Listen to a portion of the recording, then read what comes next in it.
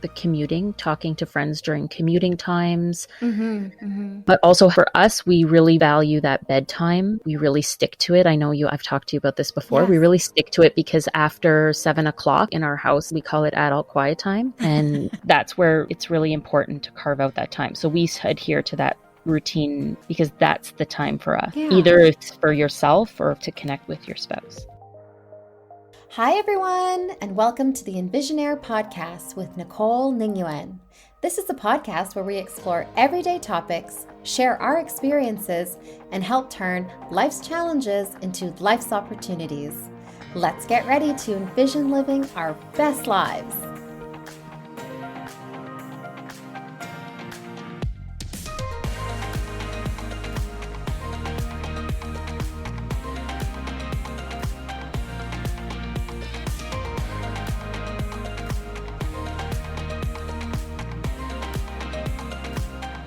On today's episode, we have Stephanie Worth, who will be discussing parenting and maintaining a sense of identity. I have known Steph for nearly 20 years. We met when we were in our first year at Carleton University, both studying political science. We really bonded over many late nights in the library, studying, and also spending a lot of time on Facebook. We shared way too many laughs, and we had such an amazing time together. Steph is now an amazing teacher, parent, and wife, and is one of my best friends, not to mention one of the most kind, patient, talented human beings that I know. I am immensely grateful that she has graced us with her presence on the Envisionaire podcast. So welcome, Steph. I'm so grateful that you came. Thank you, Nikki. Thank you, Nicole. For those who don't know, Nikki is my name that a lot of my friends call me. It's totally fine. You can call me anything. It's Nikki. Is it embarrassing to say that we spent so much time on Facebook because it was new and... We have way too many jokes. Some we can share, some we probably shouldn't share.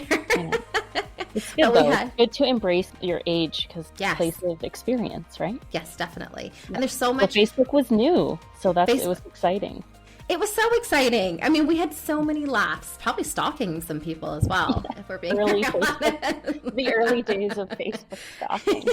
Yeah, exactly. Social media stalking, anyway, we had a good time together. So I'm very grateful for those memories. And I can't believe it's been 20 years already. That is insane. So today, I wanted you to come on because I have always admired you and Steve and how you parent together your two beautiful kids and how you still maintain a very good work-life balance as well as your own social network, including being one of my best friends. So you wear so many different hats, and I think there is a lot of lessons that I hope that I can learn from you on this topic. So I hope you can share some of those experiences and hopefully some tips for parents who may be struggling to do it all or not, but still would be interested to hear your experiences. So let's begin.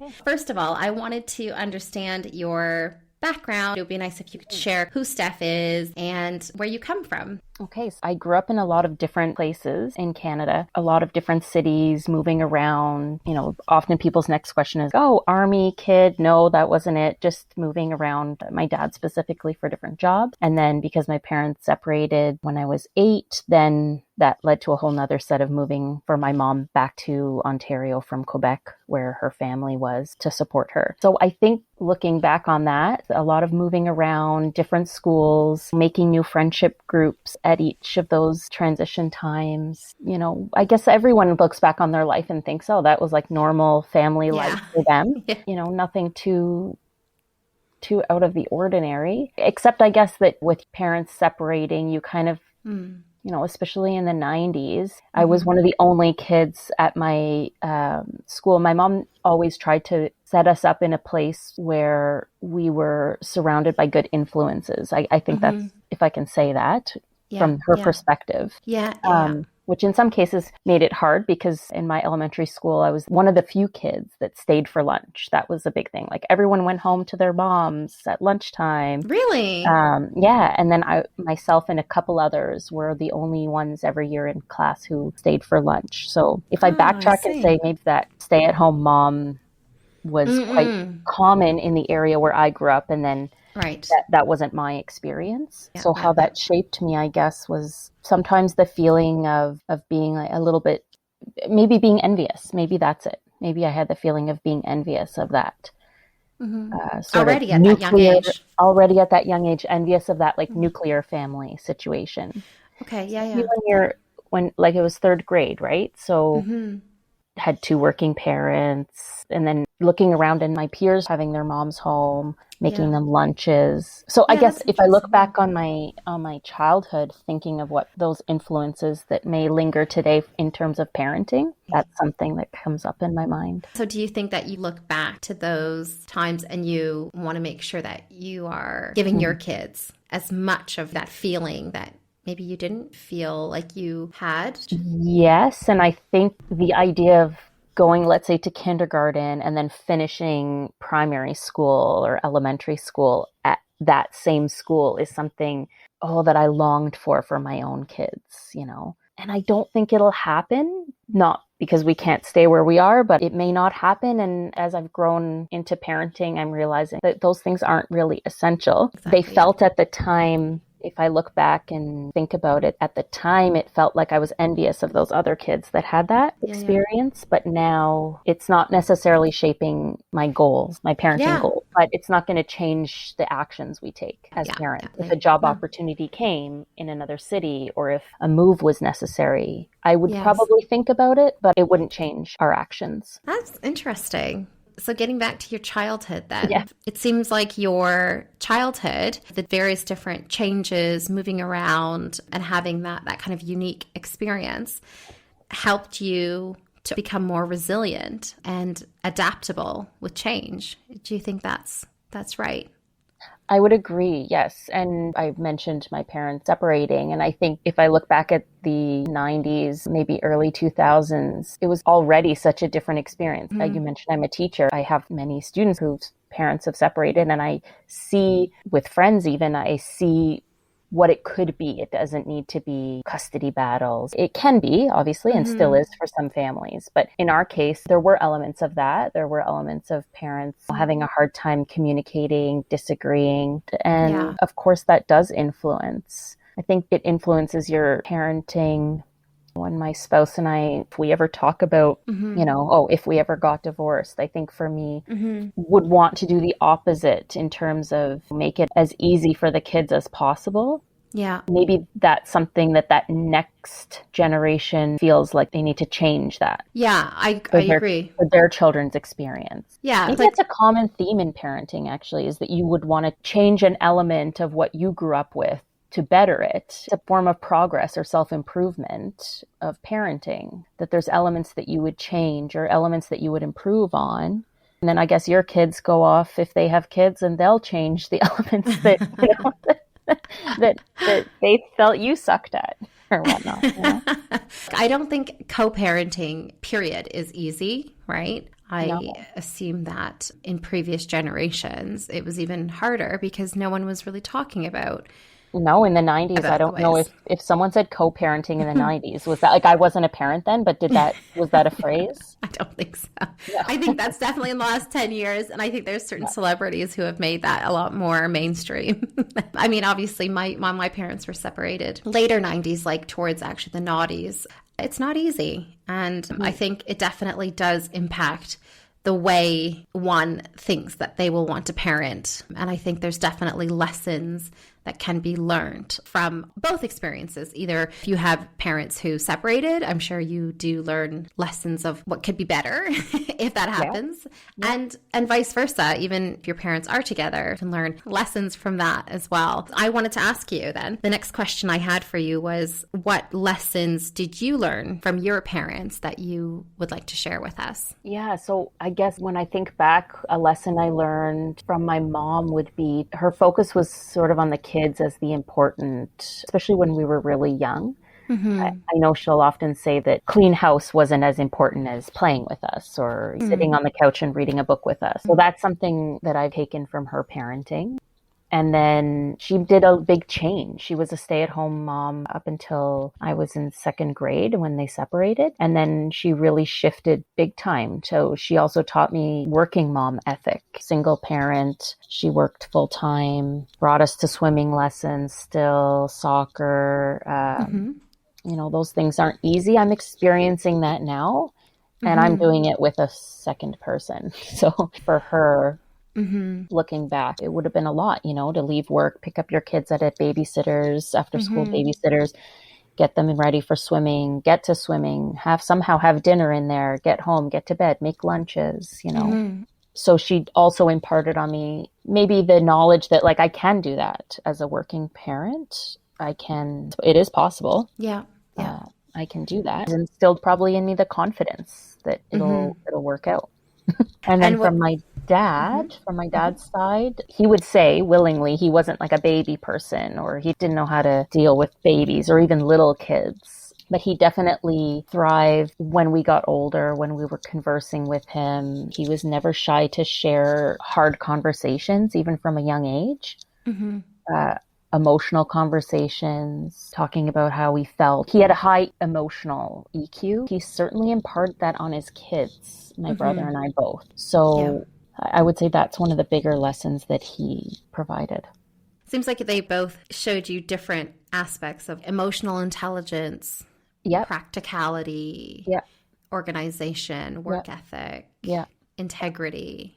Lots of areas. My dad worked really hard too. And so we saw that from both of our parents. Yeah. And maybe when they separated, maybe it allowed them to each show that side of themselves as well, individually. It allowed us as kids too to see those two sides of them. Oh, that's interesting. They were quite different parents. Yeah. Which I think can be, maybe looking back, part of the issues that they had in their marriage. They were quite different the way they approached things. But as a kid, maybe that's nice because you get what you need from each parent. Agreed. Yeah. So then are you saying that their own sense of identity was able to come out after the separation? Or was it something that as you got older, you got to see? Yeah, I think as I got older, I got to see, or I got to take what I needed from each parent. I think kids probably do that. They go to the parent to hear what they want to hear, or to get what they need to get from that parent. But once they were I'll be honest, I don't remember them being together and I was young, but I imagine that once they were apart, they were able to provide that without the other parent naysaying or without the other parent agreeing or disagreeing. Because when you're parenting on your own, let's say in my case, even for just a day, or if my spouse is on a work trip, you're making all the decisions. No one's there to say like, oh, don't go to McDonald's tonight, or don't eat out tonight, or, was that a healthy snack choice? And I'm not saying not saying my spouse does that or that I do that. Okay, that's just an example. But there's no one to... if the laundry didn't get done, there's no other person there. Yes. Does that make sense? So it's much harder, but then at the same time, you're the only one making those decisions. So, well, that's interesting because I feel like that's what you and Steve tend to do very well, as in maybe in some instances, people as a unit parenting might not get that ability to be themselves, or because you said like maybe there's someone always naysaying or trying to control. So I guess why I'm saying that, this is where I feel like you and Steve do it so well as a team, as a unit, to parent your two children. Because Marcus and I, when we were there visiting you, we were in such awe that you guys worked so well together. You never undercut each other. You actually were working in such good synergy together. So that's really nice. And maybe that is one of the ways, having that from your partner, that element of support and co-parenting, but within a family unit. Maybe that is why you're able to not only parent, but also to do all other things in your life. Right. When I heard you didn't witness undercutting, I don't want people to think we don't do that, because I think you do. You can't help it sometimes. Right. But the point is maybe to recognize it. One thing we do is communicate that, because neither person likes that feeling. So I think we try to communicate that. Doesn't always work out, but we do try to communicate. But how do you do that then? Sorry, how do you communicate? Yeah. How do you actually communicate when you're feeling like you're being pulled in 100 different directions? I mean, it doesn't always work out. One of the things we try to do is, in the moment when you're frustrated or you're stressed, that communication is not good. In our experience, for us, that's not a successful time to communicate. So what's helpful, we've tried to practice, is communicating around the stressful event, either looking back, how did that go? How could something have been better? Or before. How is this going to go? We did Yes. try it. This has been quite a busy month for us. Yeah. As a teacher, I'm going back to schools. Yes. Nora, our youngest, is starting daycare for the first time. Mm-hmm. My spouse is also going back. He's been back for about a month from a parental leave. Mm-hmm. He's busy at work. Mm-hmm. Yeah. So this month, actually, prior to having gone back to work, we were having a discussion about this is going to be a stressful time. Mm-hmm. Our relationship's going to be on the back burner for X amount of weeks. Mm. How can we make sure that a couple evenings a week we're connecting or communicating our needs? Right. So this time we did try. Is it working? I don't know. Well, I can let you know at the end of the month. Yeah, let's have a part 2. Did that work out? I don't know. No, You that's still great. feel frustrated in the moment. So I guess I Yes. could say, like, got to try to communicate. It's very hard to do that before because sometimes you don't know stressful times are coming. They just happen. But Yeah. just trying to communicate outside of those stressful times, because that's when you're going to get your best. You're not going to say things that are hurtful, or Sure. you're going to have time to consider what's important and communicate it well. I love that. That's really good stuff. One of the questions I had for you was, when you started the journey into parenting, did you find it easy? Because I think when I look to you, I think you're natural, very naturally, like so nurturing and kind and loving. So I thought it would just be like a natural ease into parenthood. Did No, things it not? was not easy. I mean, we had a hard journey getting into parenting with Mm-hmm. fertility, on a fertility journey. And then when you get there, it's like Mm-hmm. been this long wait of this thing you've been hoping for, and then your expectations of what it would be like. Yeah. Maybe you become idyllic about what it on a long fertility journey. Maybe it becomes more and more idyllic of this wonderful thing that you're trying to achieve. And then you get there, it's super overwhelming. And I know that's the case for people that I've spoken to that tried for a few months and became Mm-hmm. pregnant. They're Mm-hmm.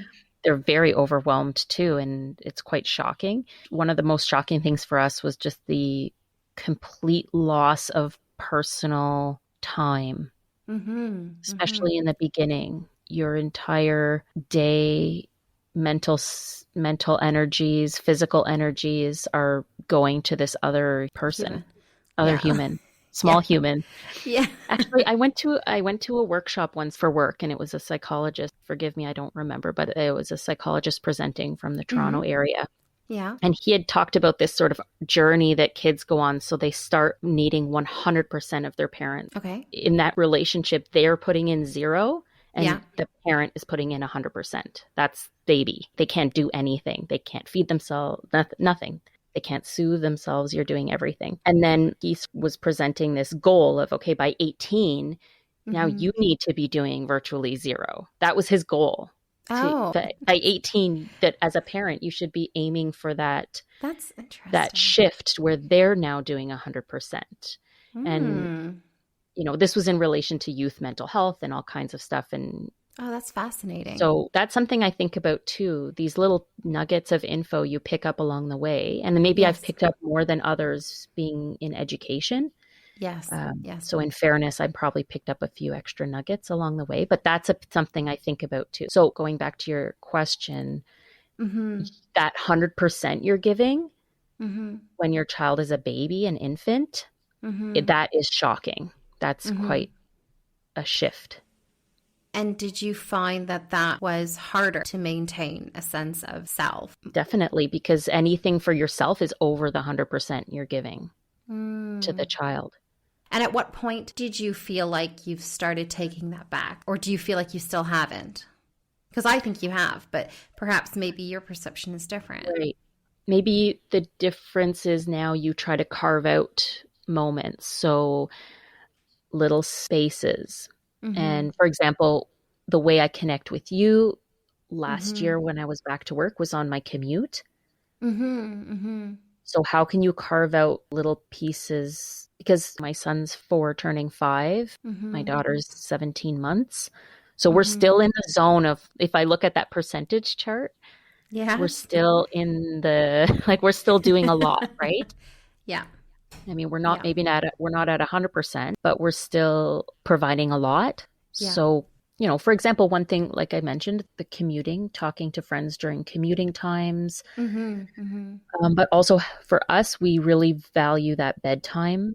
We really stick to it. I know I've talked to you about this before. Yes. We really stick to it because after 7 o'clock in our house, we call it adult quiet time. And Nice. we don't have family nearby. We Yeah. don't have grandparents nearby or family nearby to help. Our village is small and it Oh, includes paid caregivers from yes. school. Yeah. That's especially in the pandemic. I think a lot of people Mm. experience that. That's sort of your village now is the people immediately close to you in your bubble and then any paid caregiving. Yeah. So that's hard. That's where it's really important to carve out that time. So we adhere to that routine because that's the time for us. Yeah. Either it's for yourself or to connect with your spouse. Okay, so I had actually heard something. It was actually Jay Shetty who talked about this idea with him and his wife. They don't have children, but out of a 7-day week, they do 2 evenings for each themselves, 2 evenings together, 2 evenings with friends or mutual friends, and then 2 evenings with their own friends. And maybe that's like 8. Hey, that's So someone gets left out every week.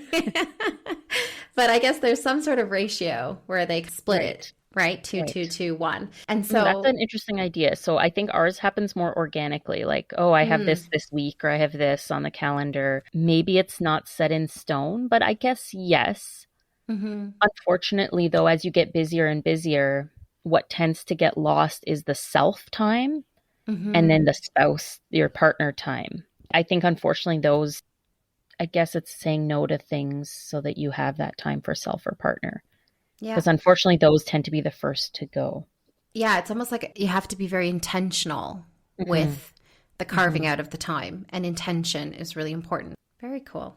One of the last questions I have for you, Steph, when you first became a parent, did you have that consciously in your consciousness when you became a parent?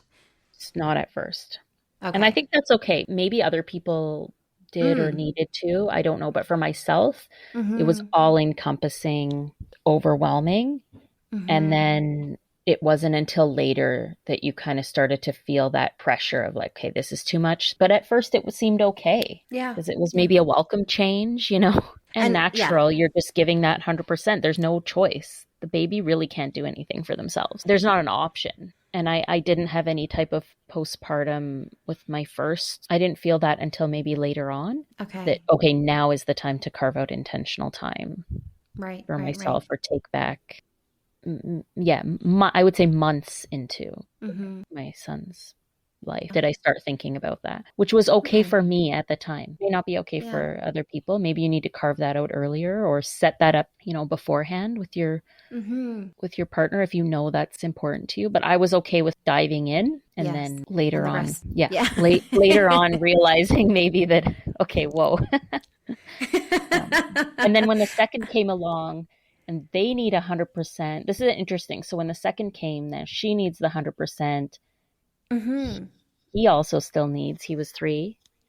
Yeah. So then there's really a lot less time. So that's something we're still adjusting to now, I would say. Well, that's why I find it incredible that you're still able to carve out those little moments with us as your friends to hear from you regularly. I really appreciate that as a friend, but equally I find it impressive as well as a parent that you're still able to do that for yourself.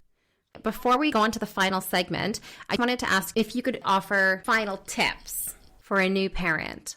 So being intentional about and trying to carve out little moments like commuting or when you can. Yeah. And then something that was a big game changer in the pandemic was the initial shutdown. And I think the initial shutdown left families and anyone in a couple or any relationship with a lot more time all of a sudden to spend together. Yeah. And really to the exclusion of anyone outside of your household. And it kind of was a bit of a reset to, even in our friendship, we weren't communicating nearly as often before 2020. And then suddenly we found ourselves, I think, with a bit more time and, that longing to connect with friends, very good friends. Yes. And at the onset of the pandemic, you maybe had more time. And as things were getting added back into your schedule and your life got busier, I think being intentional about who you bring back into that equation. So do I have time for acquaintances? Not as much anymore. And is that okay? I think it is okay. And I think before I put a lot of value into saying yes to people that, not by any fault of anyone, but kind of disappeared at that initial shutdown. They kind of disappeared out of your life, whether it was a work acquaintance or, someone you spent not that much time with. They went into their space and, I went into mine. We weren't connecting. And now I'm not sure how much time I want to invest into that now to really prioritize family and close friends. Yeah, 100%. I totally understand that. I mean, I obviously don't do that from a parent perspective yet, but I definitely understand that. I think that when I turned 30, I started anyway streamlining friendship. And what used to be like, let's say, a big friend group of like 10 people who you kind of randomly speak to, you actually just start realizing with time commitments, family commitments, aging parents, lots of other different demands, you start realizing actually time's finite and I need to streamline. So I guess there's an element of that as well, and being more intentional, like you said. Yeah. That's great. And being okay with saying that you don't have time for those people. Yeah. Where did you see them? Is it someone you saw at the gym every once in a while, or is it someone you saw at work? Then can the friendship be there? And it's okay to leave that friendship in that zone, or that acquaintance in that zone. And same thing, in your 30s, at some point, you start becoming more okay with saying no. Yeah, exactly. Right? Yeah, but I still struggle sometimes. Me too. But that's okay. Okay, so if you were going to summarize, what would your best advice be for parents who are looking to find or maintain their sense of self and they're struggling? Okay, the first thing I'm going to say is everyone struggles with that. It's just, there's going to be days where you really don't have any, and that's going to be some days. It's not going to be all the days. And I'm still waiting for that time where you're kind of twiddling your thumbs wondering, what am I going to do? And I do have a couple of friends who have teenaged kids, and they say, just wait, you'll be wondering where everybody is on a Saturday afternoon when they're at work or part-time jobs or in babysitting or whatnot. So I think it's being okay with the fact that you may not always be able to have time. Trying to carve out the little bits, whether it's calling a good friend on a commute to work or putting your kids to bed so that you can spend some time by yourself or with your spouse. And then being conscious of who you're bringing into your precious time. And then something I've learned through our conversations and our friendship circle is to be okay with needing to hang up. And I think that's something that I think we've all gotten better at that. Yes. Because I used to just linger, and then I'd be looking around and like, okay, the kids need this. My spouse is kind of looking at me like, are you still on the phone? And and then there was this guilt feeling like, I can't hang up. I need to keep listening in and contributing. Yes. But having the confidence to know, okay, we're going to talk again. We'll have time to revisit whatever we needed to. And 100%. Like, it's okay. Somebody needs lunch. Hang up now. Yeah. Right? I agree. Yeah, I no agree. shame. Just, I got to go. No shame. Talk to you soon. It's love been you. a pleasure. Bye. Yeah. Love you. Bye. Your list is like, it's been a pleasure. I'm like, love you. Bye. Yeah. Love it. That's good stuff. Thank you. Well said. Okay. Final segment. This is called the Envisioner Questionnaire, which is a fun feature of every episode where we talk to the guests and we ask them to answer questions based on their past, present, and future self. So the first question is, if you could offer yourself at 15 years old any advice, what would it be? I think have faith that things will work out as they should. And comes from a poem my dad often shared, Desiderata, that was really important to him. No doubt that the world is unfolding as it should, and just to try to relax, not worry, and have faith in that. I got goosebumps. Yeah. I love that poem. Now, does a 15-year-old accept that advice? I don't know, but... Do you know what? I think so. Okay. It's a beautiful poem. Everyone should read it. And thank you to Mr. Duguay for sharing that, because that is a beautiful poem. And like you've shared with me at difficult times in my life, and I really appreciate that. So thank you. You're welcome. But anyway, okay, second question. Right now, where you are in your life today, if you could seek advice of anyone, dead or alive, who would it be? I think I'd have to say my dad if this is going to stay on topic. Yeah. Although, that's so nice. Although over the years, I know there's lots of advice he gave and that you kind of cling to at different times in your life. But yeah, definitely my dad. That's really nice. Yeah. Yeah. I think you always told me that as well when my father passed. You said that all the wisdom is there in you. It is. Right? Yeah. Okay. Third and final question. What is one goal that you want to achieve in the next 5 years?